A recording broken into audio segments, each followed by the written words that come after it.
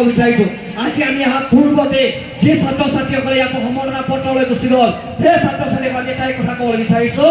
আপোনালোকে আপোনাৰ জাতিৰ দায়িত্ব লওক আপোনালোকে জাতিৰ দায়িত্বৰে কাম কৰিবলৈ এখন স্বপ্নবোৰ দেখক আৰু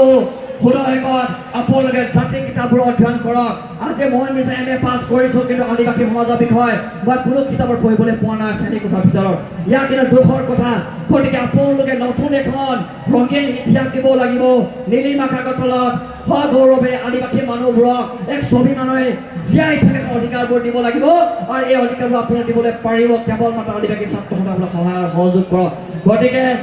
এইখিনি কথা পতাই কৈছোঁ যদি কথাবোৰ কৈ থাকি যদি কিবা ভুল ভ্ৰান্তিবোৰ হৈছে তেতিয়া ক্ষমা বিচাৰিছোঁ আৰু আপোনালোকৰ মাজৰ পৰা এইখিনি কথা কৈ আমি বিদায় লৈছোঁ পুনৰ এবাৰ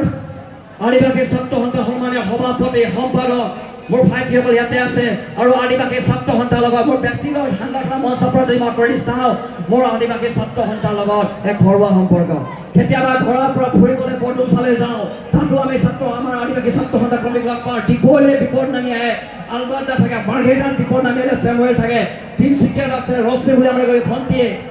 ডুমডুমাত আছে গতিকে চাৰচুকৰ মাজতে নগাঁও গৈছোঁ অসম ভ্ৰমণত তাতো মই আদিবাসী ছাত্ৰ সন্থাৰ নেতৃত্বসকল পাইছোঁ আৰু তেওঁলোকে যি মৰম দিছে যি মোৰ প্ৰতি সহযোগিতা আগবঢ়াইছে তাৰ কাৰণে এখন মঞ্চৰ সুযোগ লৈ আমি প্ৰতিগৰাকী সেইগৰাকী সতীৰ্থলৈ আমি বিপ্লৱী অভিনন্দন দিছোঁ আৰু আচাৰ যি সংগ্ৰামে দীৰ্ঘজীৱী হওক আচাৰ যি সংগ্ৰাম এই সংগ্ৰামত সকলোৰে ন্যায় পাওক তাৰে কামনা কৰিছোঁ আৰু এইখিনি প্ৰতিখন আন্দোলন আমি থাকিম বুলি কথা দি মোৰ ক'বলৈখিনি ইয়াতে সামৰিছোঁ ধন্যবাদ জয় আই অসম ইনকলাব জিন্দাবাদ।